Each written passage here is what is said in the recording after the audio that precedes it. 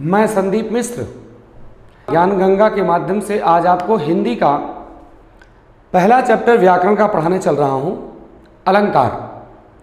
अलंकार क्या है, अलंकार कहते किसे हैं और अलंकार की रियल परिभाषा क्या है, देखते हैं आगे।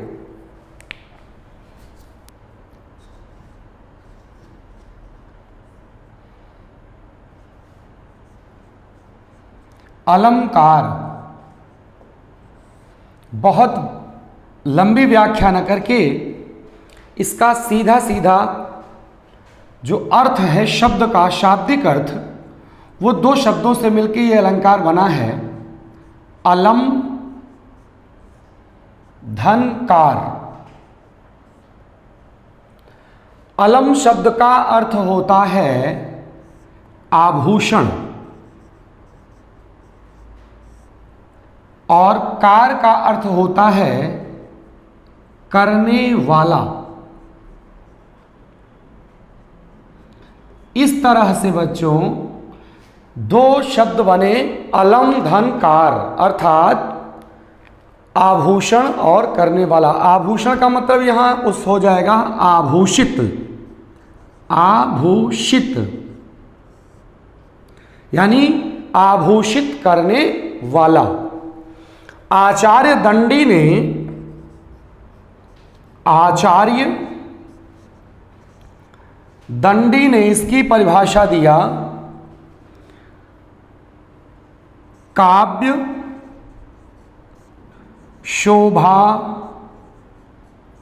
करान धर्मान अलंकारान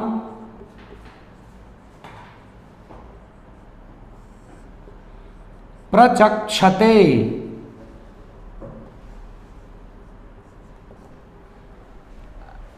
काव्य शोभा करान धर्मान अलंकारान प्रचक्षते। अर्थात इसका अर्थ क्या हुआ, काव्य दंडी के, आचार्य दंडी के अनुसार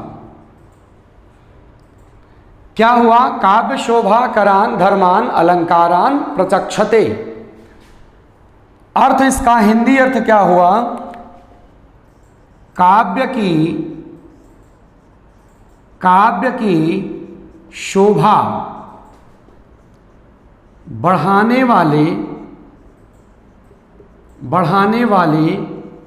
धर्मों को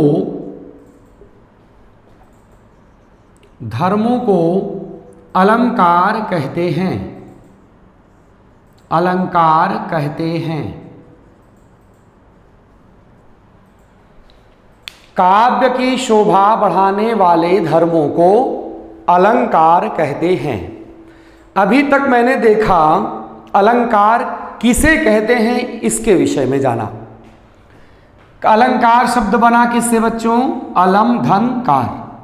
अलम और कार दो शब्द से मिलकर बना अलंकार। इसका अर्थ होता है आभूषण या आभूषित करने, इसका अर्थ होता है करने वाला। कंप्लीट अर्थ इसका क्या बना, आचार्य दंडी के अनुसार इसकी जो परिभाषा बनेगी, काव्य शोभा करान धर्मान अलंकारान प्रचक्षते। उन्होंने बताया कि काव्य की शोभा बढ़ाने वाले धर्मों को ही अलंकार कहते हैं। अब आइए देखते हैं अलंकार जो है, ये अलंकार रियल में काव्य की सुंदरता कैसे बढ़ाता है। व्यक्ति के शरीर में दो तरह की सुंदरता होती है, इसे नोट करते रहो, साथ साथ हम एक्सप्लेन भी कर रहे हैं। व्यक्ति के शरीर में दो प्रकार की सुंदरता होती है, एक बाह्य सौंदर्य होता है और एक आंतरिक सौंदर्य होता है। बाह्य सौंदर्य क्या होता है बच्चों, बाह्य सौंदर्य व्यक्ति के स्वरूप से व्यक्त होता है, उसकी कद काठी से, उसके रूप से। लेकिन आंतरिक सौंदर्य क्या होता है, उसकी विचारधाराएं, वो व्यक्ति क्या है, कैसे है, वो उसके आंतरिक सौंदर्य के अंतर्गत आता है। किसी व्यक्ति को देखोगे तो उसके स्वरूप को देख के आप बताओगे कि वस्तु बहुत सुंदर है, गाड़ी बहुत सुंदर है, लेकिन जब गाड़ी को चलाओगे, गाड़ी चल कैसे रही है, तो गाड़ी का जो गाड़ी के इंजन की चाल जो है, स्पीड जो है, वो क्या है, उसकी इंटरनल ब्यूटी है। और एक्सटर्नल ब्यूटी क्या है, गाड़ी का लुक। ठीक उसी तरह बच्चों, पुरुष या स्त्री की सुंदरता उसके स्वरूप से, लेकिन उसके विचार, उसके कार्य व्यवहार उसकी आंतरिक सुंदरता को व्यक्त करते हैं। संसार में व्यक्ति जाना जाता है किससे? आंतरिक सौंदर्य से कि बाह्य सौंदर्य से? जाना जाता है अपने आंतरिक सौंदर्य से। बाह्य सौंदर्य से वो पहचाना जाता है, आंतरिक सौंदर्य से वो जाना जाता है। डॉक्टर APJ अब्दुल कलाम, बाह्य सौंदर्य तो उनके पास नहीं था, लेकिन आंतरिक सौंदर्य इतना अद्भुत था कि उनके संसार से जाने के बाद शायद ऐसा कोई नहीं रहा होगा जो राष्ट्रभक्त था और नहीं रोया। इसी तरह से काव्य की भी दो सुंदरता होती है। काव्य में भी दो सौंदर्य होते हैं, एक बाह्य सौंदर्य और एक आंतरिक सौंदर्य। आइए देखते हैं इन दोनों के विषय में कैसे इनको जानेंगे, बाह्य सौंदर्य और आंतरिक सौंदर्य। अब चलते हैं हम, ये अलंकार जो है, ये अलंकार के रूप हो जाएंगे, ये अलंकार के भेद हो जाएंगे। इस तरह से इसके दो भेद हो गए, एक बाह्य और एक आंतरिक। आपके समझ में एक बात यह आनी चाहिए कि अलंकार दो तरह के होते हैं, एक बाह्य अलंकार होता है, एक आंतरिक अलंकार होता है। अलंकार का अर्थ अगर किसके रूप में देखेंगे? सौंदर्य के रूप में। अगर इसको हम किसके रूप में देखेंगे? सौंदर्य के रूप में। तो ये सौंदर्य कितने तरह के होते हैं? दो तरह के, एक बाह्य सौंदर्य होता है, एक आंतरिक सौंदर्य होता है। आंतरिक बाह्य सौंदर्य कैसे जाना जाता है? शब्दों के माध्यम से। शब्द यानी बाह्य सौंदर्य के अंतर्गत क्या आता है? शब्दालंकार। और आंतरिक सौंदर्य के अंतर्गत क्या आता है?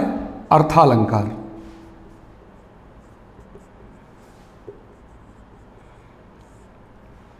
हम इस सौंदर्य की चर्चा बच्चों इसलिए कर रहे हैं क्योंकि शिक्षा का जो उद्देश्य होता है व्यक्ति के जीवन को निखारना, व्यक्ति के व्यक्तित्व को मजबूत करना। अलंकार पढ़ने से केवल इतना मतलब नहीं है कि अलंकार आपने पढ़ लिया, अलंकार शब्दालंकार क्या, अर्थालंकार क्या है, उपमा रूपक उत्प्रेक्षा भ्रांतिमान संदेह पढ़ के और आप भूल गए, इसे नहीं कहते अलंकार। अलंकार का रियल रूप तुम्हारे जीवन में क्या है, अलंकार कहते किसे हैं, वो आप अपने जीवन में से जोड़कर भी पढ़ो। शिक्षा जो जीवन से जुड़ी नहीं है उसका कहीं उपयोग कुछ होता नहीं है। इसलिए बाह्य अलंकार क्या है? शब्दालंकार, जिसे आप देखते ही पहचान जाओ। अगर मुझे आपने देखा है कभी तो मेरे कद काठी से मेरे स्वरूप को देखकर समझ जाओगे कि संदीप मिश्र पढ़ा रहे हैं। लेकिन अगर आपने हमें कभी नहीं देखा और जब मैं पढ़ाना शुरू करूंगा, हमारे पढ़ाने के बाद आप जानोगे कि यह व्यक्ति हिंदी पढ़ाता है और कैसा पढ़ाता है, समझ में आता है कि नहीं आता। कब? जब मेरे विचार से वाकिफ होगे तब, अवगत होगे तब। लेकिन अगर देखे हो तो देखते ही पहचान जाओगे कि संदीप सर हैं हिंदी वाले। ठीक उसी तरह से बाह्य सौंदर्य किसके अंतर्गत आता है? शब्दालंकार की। आंतरिक सौंदर्य जो होता है काव्य का वो किसके अंतर्गत आता है? अर्थालंकार की। इस तरह से बच्चों अब अगर सीधे सीधे मैं देखूं अलंकार के कितने भेद होते हैं, तो अलंकार के दो भेद होते हैं।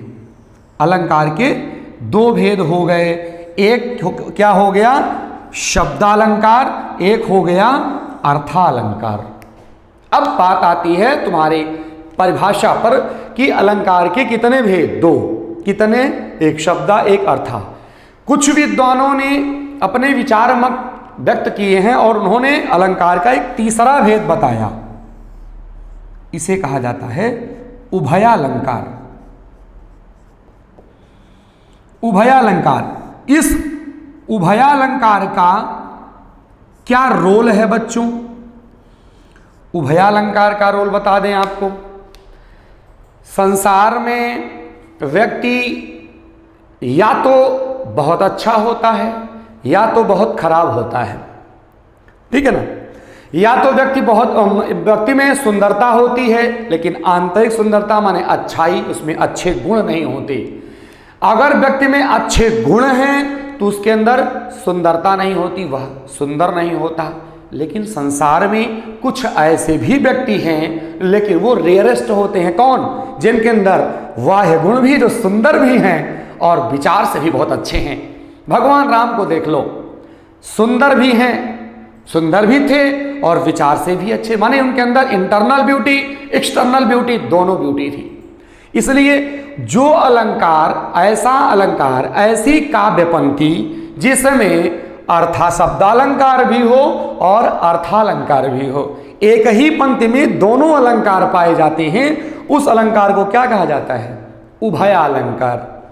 बात समझ आ गई? फिर से देखते हैं, वह काव्य पंक्ति जिसमें शब्दालंकार भी हैं और अर्थालंकार हैं। शब्दा और अर्थालंकार एक ही पंक्ति में जब विद्यमान हो जाते हैं, उस पंक्ति में उभयालंकार होता है।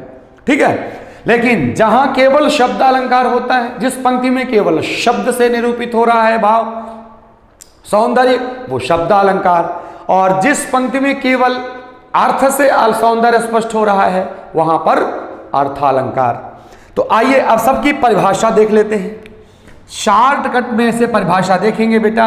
इसकी परिभाषा, ये सारी चीजें तुम्हारे कोर्स में पूछी नहीं जाती, उसमें परीक्षा में जो पूछा जाता है हम वही आपको एक्सप्लेन करेंगे ढंग से। ठीक है। देखिए, शब्दालंकार क्या होता है? काव्य पंक्ति में, यहां मैं लिख रहा हूं ऐसे, काव्य पंक्ति में शब्द से, या जहां काव्य पंक्ति में शब्द से चारुता उत्पन्न होती है, चारुता उत्पन्न होती है, वहां कौन सा अलंकार? शब्दालंकार। और यहां जहां काव्य पंक्ति में, जहां काव्य पंक्ति में अर्थ से चारुता उत्पन्न होती है। आपके दिमाग में बात आए कि सर चारुता क्या है? चारुता माने सुंदरता, चारु माने सुंदर, तो चारुता माने सुंदरता। तो ये हो जाएगा, चारुता उत्पन्न होती है, उत्पन्न होती है। तो जहां काव्य पंक्ति में अर्थ से चारुता उत्पन्न होती है वहां अर्थालंकार, जहां काव्य पंक्ति में शब्द से चारुता उत्पन्न होती है वहां शब्दालंकार। लेकिन जहां एक ही काव्य पंक्ति में, एक ही काव्य पंक्ति में शब्द और अर्थ, शब्द और अर्थ दोनों सुंदरता उत्पन्न करते हैं, उत्पन्न करते हैं, वहां कौन सा अलंकार होता है? उभयालंकार। लेकिन अगर आपके परीक्षा में कभी भी पूछा जाए, अगर कोई आपसे पूछे कि अलंकार के कितने भेद होते हैं, तो आप क्या बताओगे? 2। क्यों? क्योंकि जिसका जो बाहुल्य में होता है, जिसकी बहुलता होती है, वही स्वीकार किया जाता है। ठीक है। आइए देखते हैं, काव्य पंक्ति में जहां शब्द से सुंदरता उत्पन्न होती है वहां शब्दालंकार, अर्थ से जहां सुंदरता उत्पन्न होती है वहां अर्थालंकार। लेकिन जहां एक ही काव्य पंक्ति में, जहां एक ही काव्य पंक्ति में शब्द और अर्थ दोनों सुंदरता उत्पन्न करते हैं वहां उभयालंकार। ठीक। अब हमने देख लिया इसमें काव्य के भेद, वो अलंकार के भेद देख लिए। अलंकार के कितने भेद? तो अलंकार के मुख्य रूप से 2 भेद होते हैं, शब्दालंकार और अर्थालंकार। विशेष स्थिति में क्या होता है? उभयालंकार। ठीक है। आइए देखते हैं, एग्जाम्पल भी देख लेते हैं, एग्जाम्पल से भी समझ लेते हैं। जैसे यहां हमने कहा रघुपति राघव, इसका एग्जाम्पल रघुपति राघव राजा राम अब रघुपति राघव राजा राम, एक पंक्ति लिखी गई। आपको पता है पंक्ति किसे कहते हैं, वाक्य किसे कहते हैं? नहीं पता, चलिए मैं बताता हूं। पंक्ति, काव्य पंक्ति में शब्द अन्वित नहीं होते। अन्वित का मतलब व्याकरण सम्मत नियम से, व्याकरण सम्मत या व्याकरण के सिस्टम से शब्द नियोजित नहीं होते, निर्धारित नहीं होते हैं। किसमें? काव्य पंक्ति में। इसलिए उसमें अन्वय किया जाता है, शब्द को सिस्टम में लगाया जाता है। लेकिन वाक्य में वाक्य जो होता है वो व्याकरण के नियमों से बंधा होता है। जैसे राम घर जाता है, तो राम घर जाता है क्या है? वाक्य है कि ठीक है। गया राम घर, ये क्या है? पंक्ति है। गया राम घर, इसमें सिस्टम से वाक्य नहीं है। गया राम घर जहां पाया जहां मिला वह, गया राम घर जहां मिला वह। अब गया राम घर जहां मिला वह, ये क्या हो गई? पंक्ति में हो गई। क्योंकि यहां हमने अपने भाव को प्रवाहित किया, लेकिन वहां भाव प्रवाहित नहीं हो रहा है, वहां विचार को रख रहे हैं। और विचार को हम व्यक्त कैसे कर रहे हैं कि राम घर गया। राम करता है, घर कर्म है, जाना क्रिया है। तो कर्ता की बात कर्म, फिर क्रिया। ठीक, तो जहां व्याकरण सम्मत वाक्य शब्दों को नियोजित किया जाए वो वाक्य है, जहां व्याकरण के सम्मत शब्द नियोजित ना हो वो पंक्ति होती है। यहां क्या है? रघुपति राघव राजा राम। यहां पर देखिए, ये जो रघुपति राघव राजा राम में र वर्ण है, र। राघव में र वर्ण, राजा में र वर्ण, राम में र वर्ण। ये वर्ण जो है, इस पूरे पंक्ति का प्रथम शब्द क्या है? रघुपति। और रघुपति का प्रथम अक्षर क्या है? र। यही र पंक्ति में जितने शब्द हैं, सारे शब्दों के प्रथम अक्षर के रूप में क्या आ रहा है? र। यानी जहां किसी काव्य पंक्ति में एक ही वर्ण की एक ही क्रम में आवृत्ति होती है, वहां कौन सा अलंकार होता है? अनुप्रास। यानी यहां क्लियर हो गया, देखते ही रघुपति राघव राजा राम, तुरंत देख के बता दोगे क्या है? अनुप्रास। ठीक है। यहां पे अगर पूछ लिया जाए, यहां देखा जाए कि श्री, अगर अर्थालंकार देखा जाए तो यहां उदाहरण में श्री गुरु चरण सरोज रज,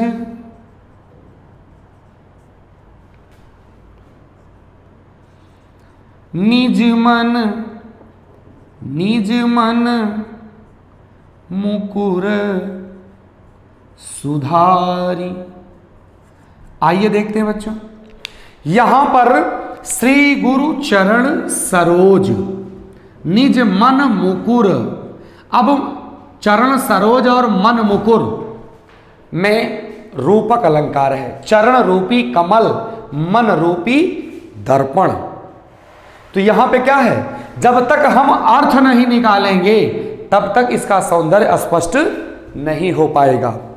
और यहां पर बिना अर्थ निकाले हम पकड़ लिए, जान लिए रघुपति राघव राजा राम। ठीक है। लेकिन अगर यहां हम उदाहरण लिखते हैं, इसका एग्जाम्पल यहां लिखते हैं हम क्या?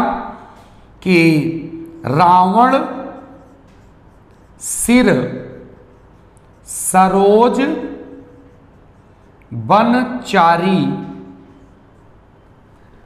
चल रघुबीर शिली मुख धारी। हमने आपको उभयालंकार सिखाया।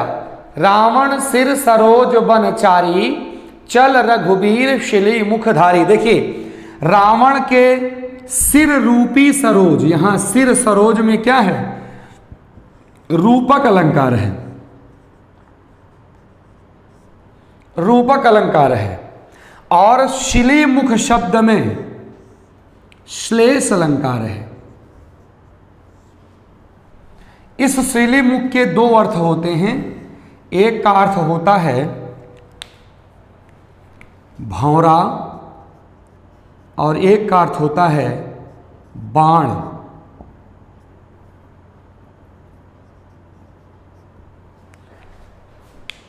भंवरा होता है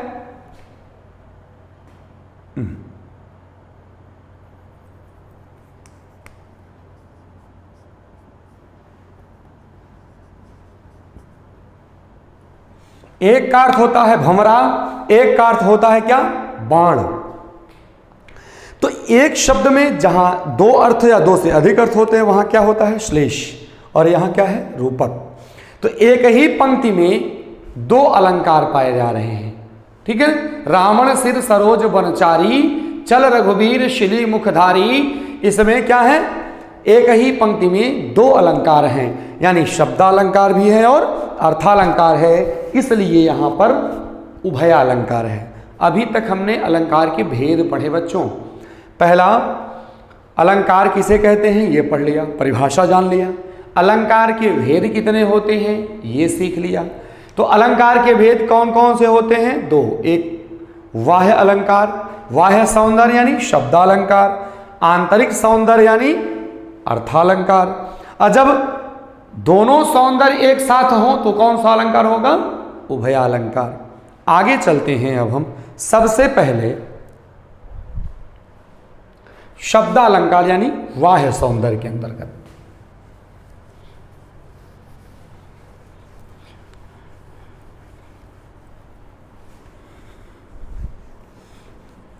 शिक्षा व्यक्ति के जीवन को एडवांस करती है, आगे बढ़ाती है, व्यक्ति के चरित्र में का उत्थान करती है।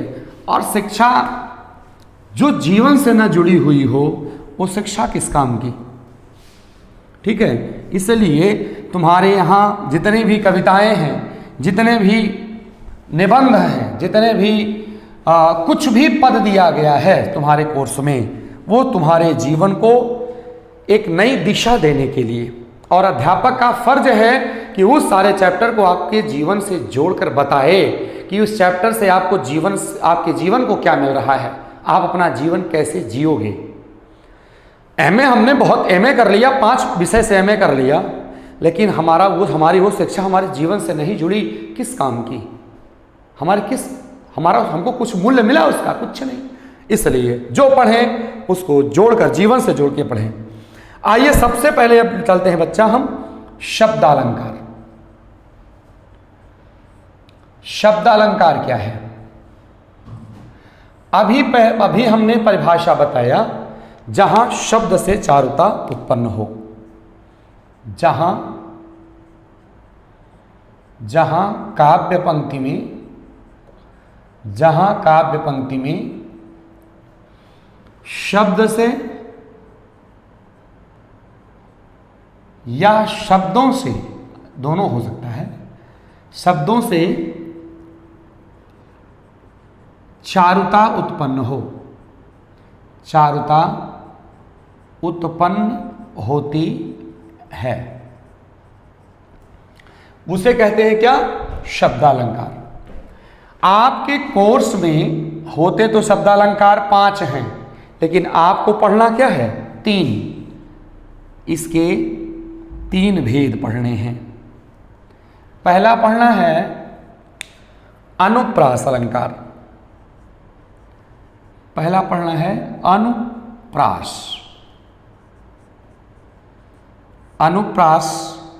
दूसरा पढ़ना है यमक। तीसरा पढ़ना है श्लेष। यानी अनुप्रास अलंकार, यमक अलंकार और श्लेष अलंकार।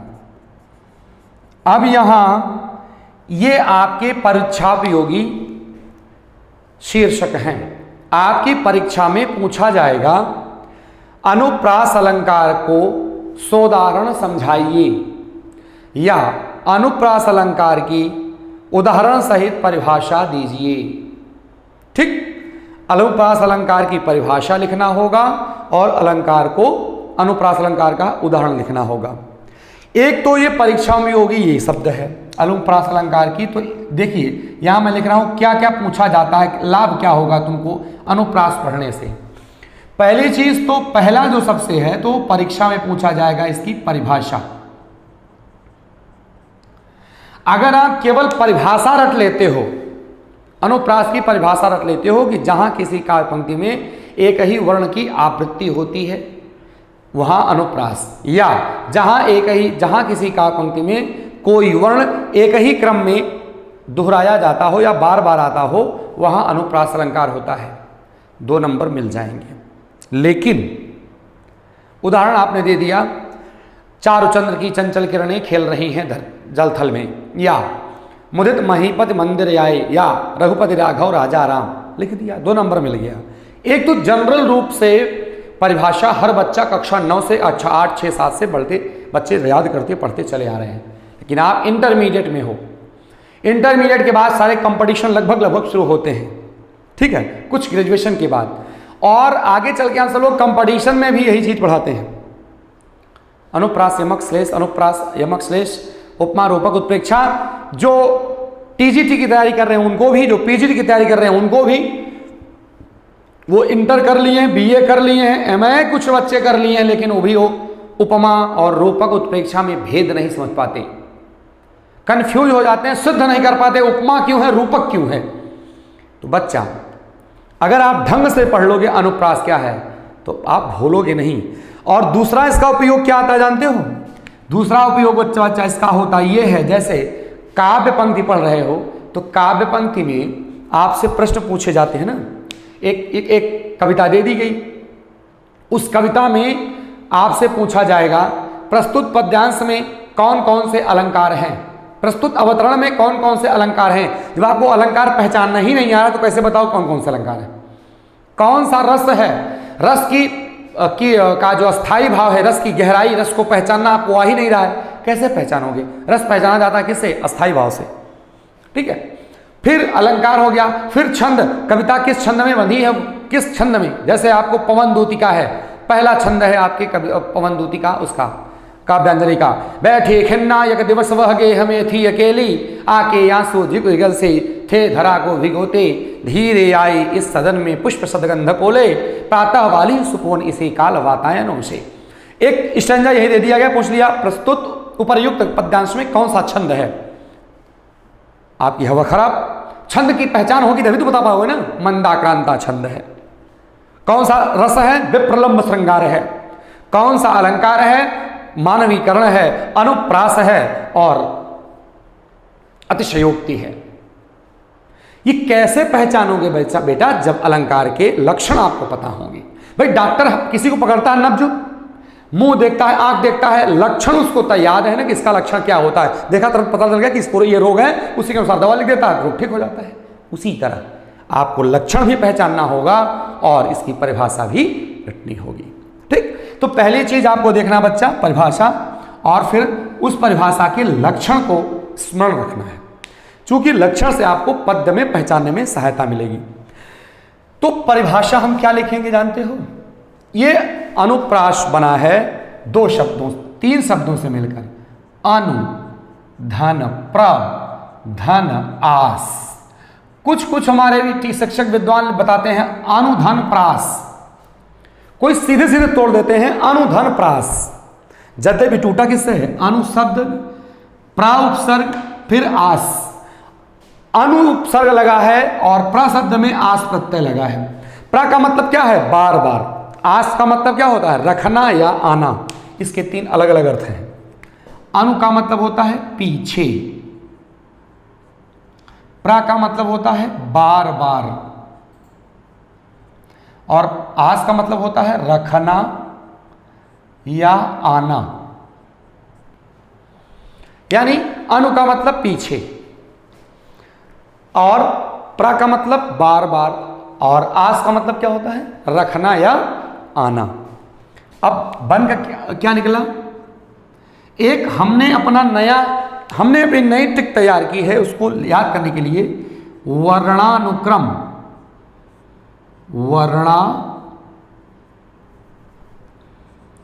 वर्णानुक्रम अगर ये हमको याद रहेगा तो निश्चित परिभाषा हम याद कर लेंगे। मतलब क्या है?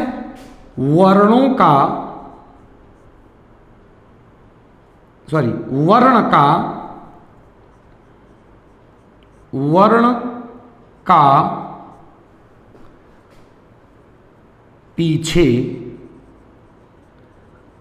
क्रम में आना, ये इसका अर्थ है। वर्ण, वर्ण माने वर्ण का अनुमाने पीछे और क्रम माने क्रम में आना। कोई भी वर्ण उस वर्ण के पीछे उसी क्रम में आए। ठीक है, उदाहरण पे देखते हैं, उदाहरण देखते हैं। उदाहरण में हमने दिया जागु, जागु, जीव, जड़, जो है, जग, जामिनी,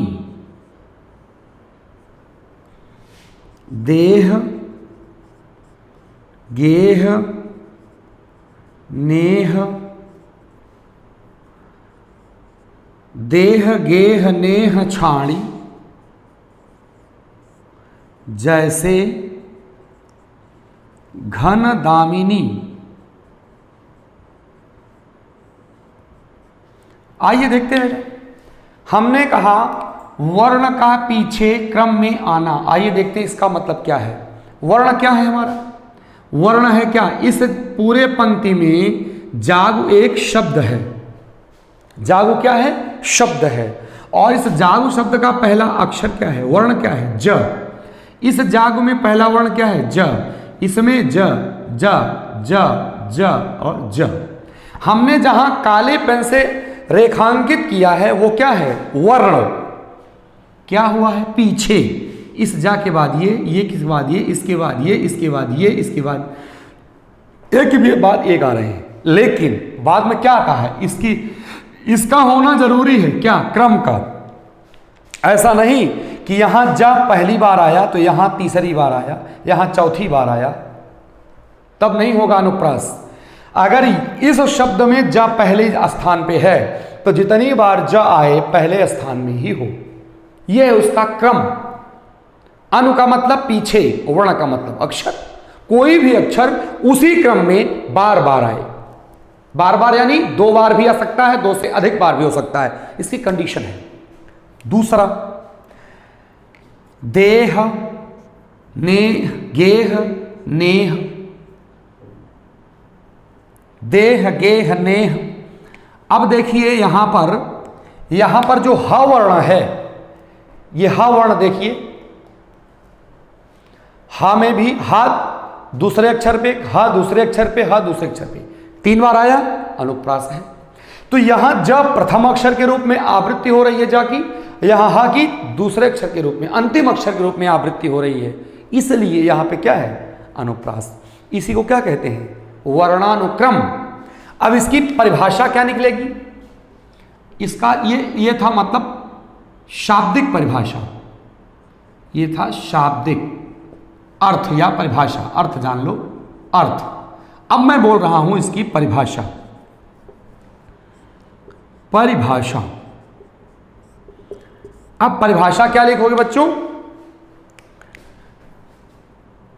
जहां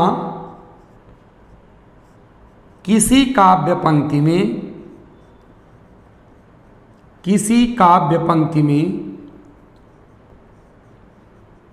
में कोई वर्ण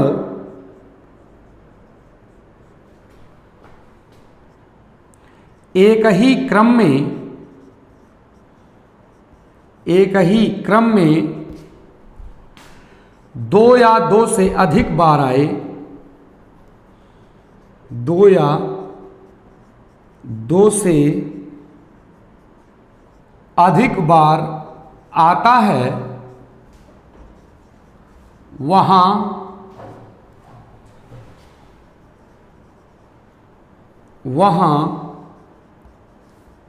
अनुप्रास अलंकार होता है।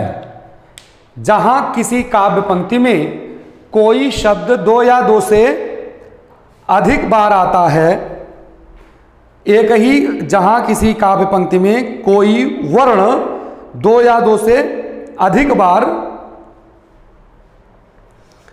एक ही वर्ण में, एक ही क्रम में आता है, वहां पर कौन सा अलंकार होता है? अनुप्रास अलंकार होता है। फिर से देखें, जहां किसी काव्य पंक्ति में कोई वर्ण एक ही क्रम में दो या दो से अधिक बार आता है, वहां अनुप्रास अलंकार होता है। उदाहरण, जाग जाग जीव जड़ जो है जग जामिनी, देह गेह नेह छाणी जैसे घन दामिनी। यहां ज वर्ण की आवृत्ति प्रथम वर्ण के रूप में और ह वर्ण की आवृत्ति अंतिम अक्षर के रूप में हो रही है, इसलिए यहां पर कौन सा अलंकार हुआ बच्चा? अनुप्रास अलंकार। अब कल हम पढ़ेंगे यमक अलंकार। यमक अलंकार किसे कहते हैं? तो आज इतना ही।